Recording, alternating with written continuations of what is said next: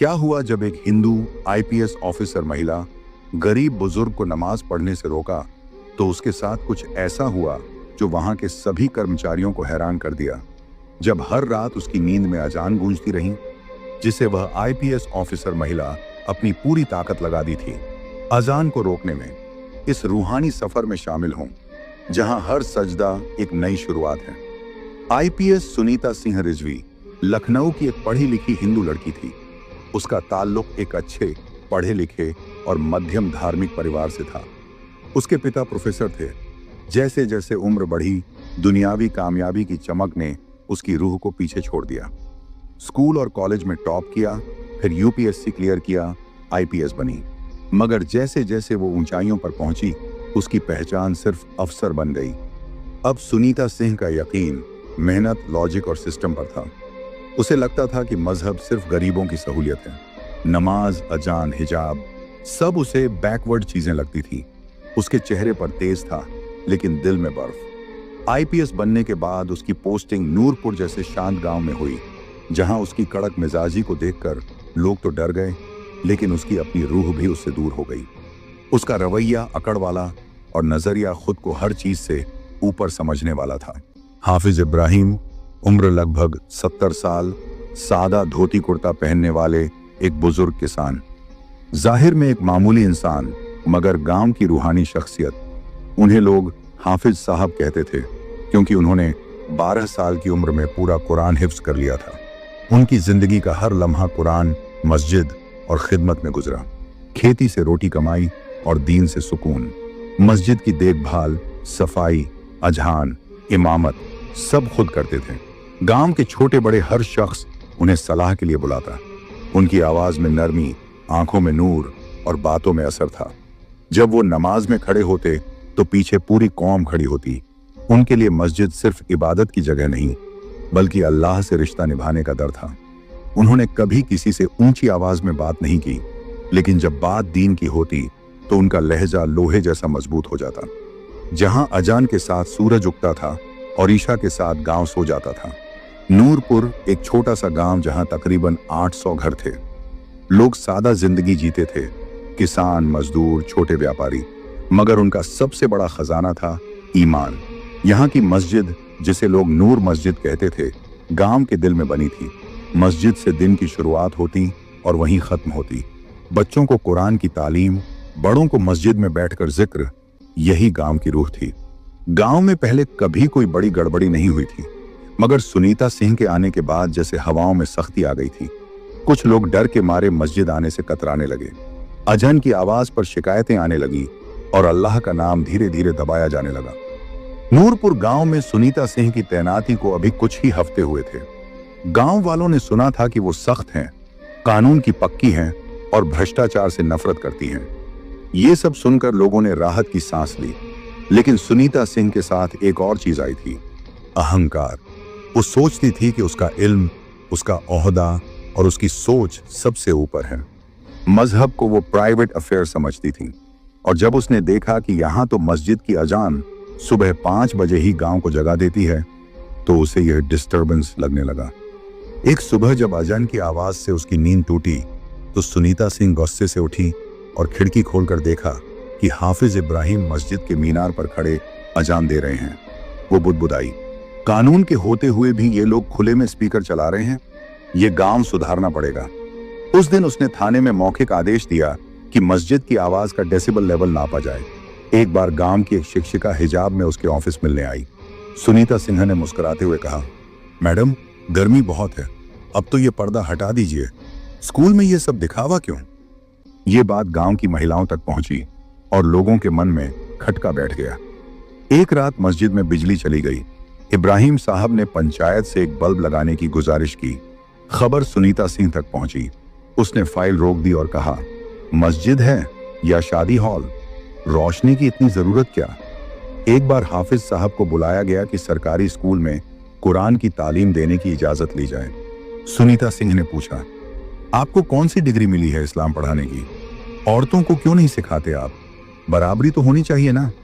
हाफिज साहब कुछ नहीं बोले, सिर्फ इतना कहा, जो कुरान को अल्लाह का कलाम नहीं मानता वो उसे पढ़ा भी नहीं सकता, समझ भी नहीं सकता। उसे लगता था कि गांव के लोग पुराने ख्यालों वाले हैं। उसने अपनी डायरी में लिखा, ये हाफिज जैसे लोग ही समाज को पीछे खींचते हैं।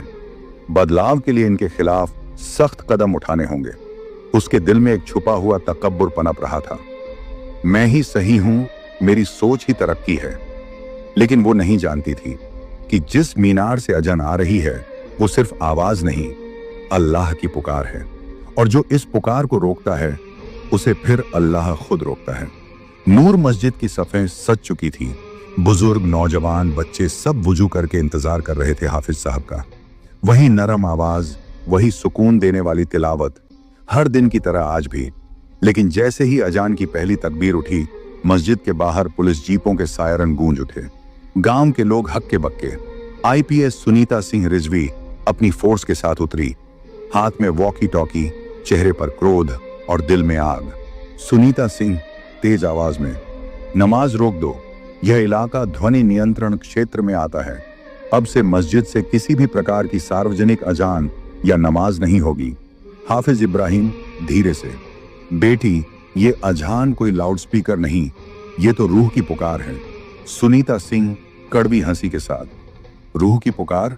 कानून के ऊपर कोई रूह नहीं होती और ना ही अल्लाह के नाम पर भीड़ इकट्ठा करने की इजाजत। फिर वो पुलिस कर्मियों को इशारा करती है, स्पीकर उतारो और अगर दोबारा नमाज के लिए भीड़ जमा हुई तो केस दर्ज करो, धारा 144 लगाओ। लोग डर कर पीछे हटते हैं। किसी का वुजू टूट गया, किसी का दिल। बच्चे रोने लगे और बुजुर्ग आंखों में आंसू लिए सुनीता सिंह की तरफ देखने लगे। मगर हाफिज साहब खड़े रहे। हाथ कांप रहे थे लेकिन आंखों में एक अजीब सुकून था। उन्होंने क़िबला की तरफ रुख किया, आंखें बंद की और दुआ मांगी, या अल्लाह, तू जानता है हमने तेरा नाम बुलंद किया, अब तू हमारी हिफाजत फरमा। इस लड़की के दिल को हिदायत दे या फिर तू ही उसका हिसाब कर। गांव में पहली बार मस्जिद से अजान की आवाज नहीं आई। चिड़ियाओं भी चुप थीं, हवा भी थमी हुई सी लगी। आईपीएस सुनीता सिंह जीती हुई सी महसूस कर रही थी, लेकिन उस जीत में कुछ खाली था। कोई अंदर से खामोश चीख मार रहा था जिसका एहसास उसे अभी नहीं था, लेकिन जल्द ही होने वाला था। सुनीता सिंह ने खुद को विक्ट्री की हालत में देखा था, लेकिन रात जैसे ही हुई उसके कमरे की लाइट बार बार झपकने लगी। वो सोचती रही कि कोई इलेक्ट्रिकल फॉल्ट है, मगर बिजली विभाग ने बताया, बिल्कुल दुरुस्त है मैडम।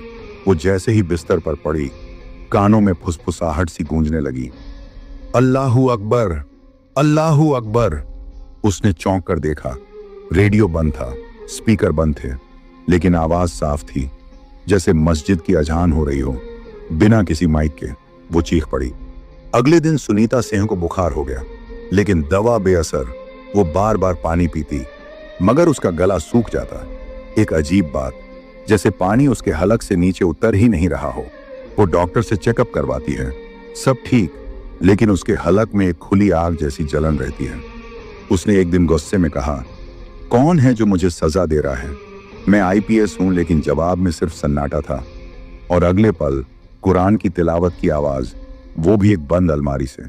अब डर ने शक्ल पकड़नी शुरू की थी। रात के 2 बजे कमरे की खिड़की अपने आप खुल जाती है और सामने एक सफेद लिबास में बुजुर्ग, जिनकी आंखों से नूर टपक रहा है। वो कहते हैं, जिसे तूने चुप कराना चाहा, उसी की आवाज अब तुझे रातों को जगाएगी। तौबा कर, लौटा, वरना ये नींद हमेशा के लिए छिन जाएगी। वो दरवाजा बंद करती है, मगर दरवाजा खुला ही रहता है। हर रात उसे अलग अलग रूहानी चेहरे दिखाई देते, कोई हाथ में तस्बीह लिए, कोई सजदे में, और सभी की आंखें उसे देखती, जैसे कहती हों, अब सुन। ऑफिस जाते वक्त उसकी जीप अचानक बंद हो जाती, उसी मोड़ पर जहां से मस्जिद दिखती थी। बार बार उसकी मेज पर कुरान की एक आयत खुली मिलती, जो मेरी याद से मुंह मोड़े उसके लिए तंग जिंदगी है। उसे लगता कोई उसके कान में फुसफुसा रहा है, कहां भागेगी अल्लाह की धरती से। अब वो सुनीता सिंह नहीं रही जो सबको डांटती थी। चेहरा पीला, आंखें लाल, होंठ सूखे और जुबान खामोश। वो फाइलों में गुम होकर कुरान की आवाज ढूंढती, मगर कभी अलमारी से, कभी दीवार से, कभी हवा से तिलावत की आवाज आती।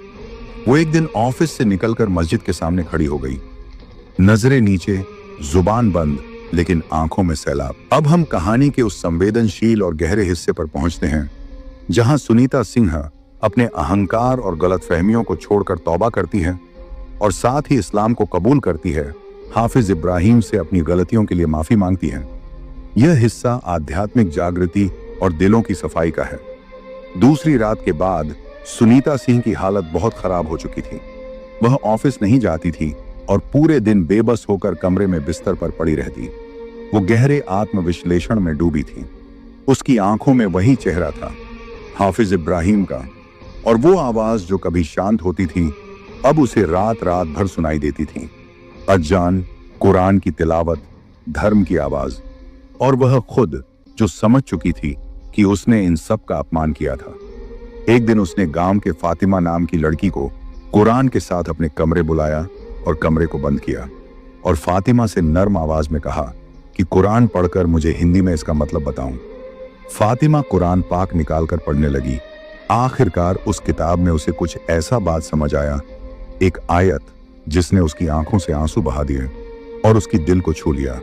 सचमुच अल्लाह अपने बंदों की तौबा स्वीकार करता है। उसके मन में हलचल मच गई।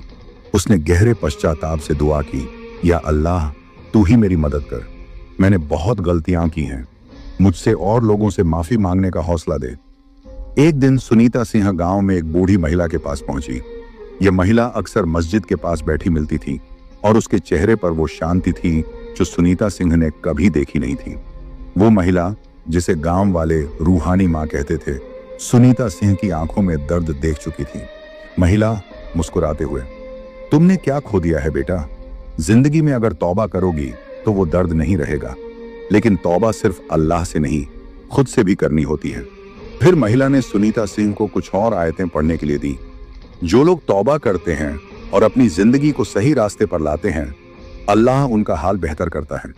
कुछ दिन बाद सुनीता सिंह ने हिम्मत जुटाई और हाफिज इब्राहिम के पास जाने का निर्णय लिया। उसने सोचा, क्या हाफिज इब्राहिम मुझे माफ करेंगे? वह जानती थी कि उसने उस बुजुर्ग का दिल तोड़ा है और अब उसे अपने के पर पछतावा हो रहा था। हाफिज इब्राहिम के घर पहुंचने पर उन्होंने सुनीता सिंह को देखा और बिना कुछ कहे बस मुस्कुरा दिया। सुनीता सिंह घुटनों के बल उनके सामने बैठ गई और फूट फूट कर रोने लगी, आंखों में आंसू। हाफिज साहब, मैंने बहुत गलत किया। मैंने आपके और अल्लाह के नाम को गलत समझा। मेरी नजर की गलतियों के लिए मैं सच्चे दिल से तौबा करती हूँ। कृपया मुझे माफ कर दीजिए। हाफिज इब्राहिम शांत और दयालु, बेटी, तूने अल्लाह से दुश्मनी की, हमसे नहीं। अल्लाह का दरवाजा कभी बंद नहीं होता और हमें भी तुझसे कोई गम नहीं। तूने जो किया उसकी माफी उसी से मांग। जिंदगी का असली मकसद यही है कि हम हर दिन खुद को बेहतर बनाएं और अल्लाह से सच्ची तौबा करें। उनकी बातें सुनकर सुनीता सिंह का दिल सुकून से भर गया। उस पल में उसने महसूस किया कि गलतियां इंसान से होती हैं, लेकिन सच्ची तौबा इंसान को अल्लाह से फिर से जोड़ देती है। सुनीता सिंह ने अपने जीवन में बदलाव की शुरुआत की। वो अब न केवल कानून को पालन करती थी, बल्कि वह अपनी रोजमर्रा की जिंदगी में भी इंसाफ, दया और हुस्न ए इखलाक की राह पर चलने लगी। वह मस्जिद जाती और वहां हाफिज इब्राहिम से कुरान की तिलावत सुनती। अब उसकी आत्मा को शांति मिली थी और दिल में एक सुकून था जो पहले कभी महसूस नहीं हुआ था। सुनीता सिंह जब तौबा करती है और अल्लाह की ओर रुख करती है तो उसे अपने अंदर एक गहरी शांति का एहसास होने लगता है। वह रोज नमाज पढ़ने की कोशिश करती है और इस्लामिक तालीम को समझने की ओर बढ़ती है। कुरान और हदीसों को पढ़ते हुए वह एक हदीस पर ठहर जाती है।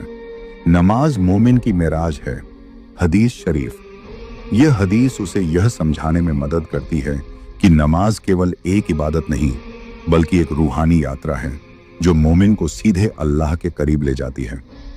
इस हदीस का उसे गहरा एहसास होता है और वह नमाज के माध्यम से अपने दिल और रूह को शांति महसूस करती है।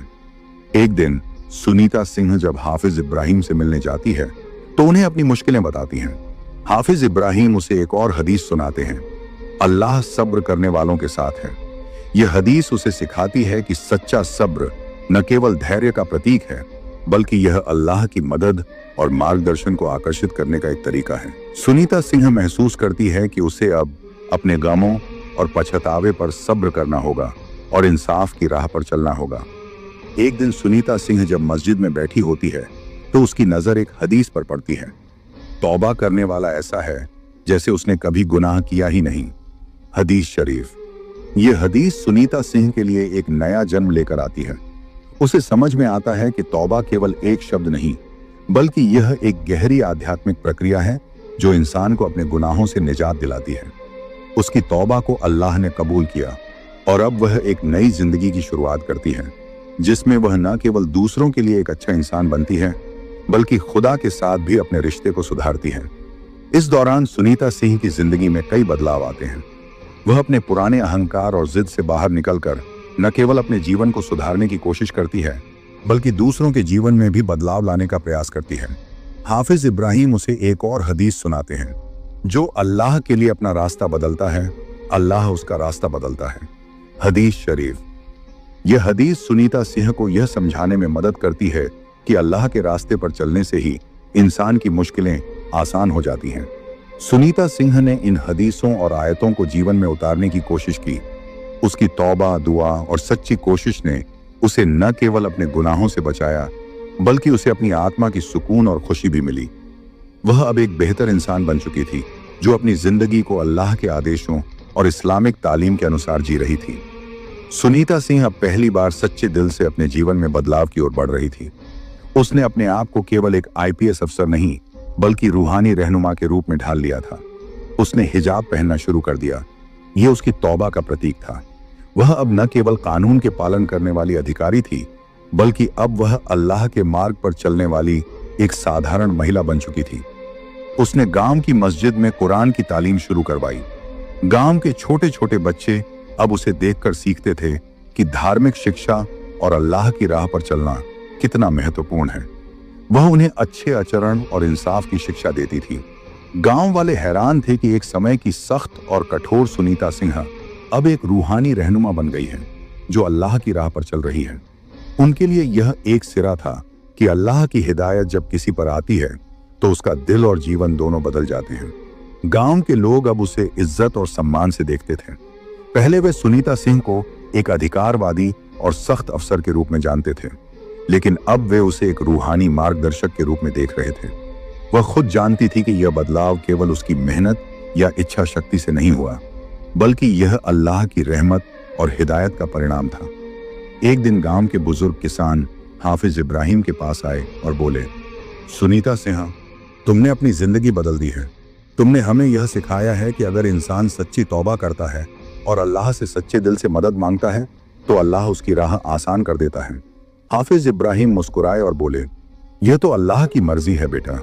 इंसान खुद को अगर बदलना चाहता है तो अल्लाह उसे हमेशा सही राह दिखाता है। अल्लाह जब अपनी हिदायत देता है तो वह इंसान का दिल और जिंदगी दोनों बदल देता है। सुनीता सिंह, जो पहले एक हिंदू आईपीएस ऑफिसर महिला थी, जो नमाज और अज़ान से नफरत करती थी और उसे मुस्लिम लोगों को बिल्कुल पसंद नहीं करती थी, अब वही आईपीएस ऑफिसर महिला नमाज और अज़ान से सुकून महसूस करती थी।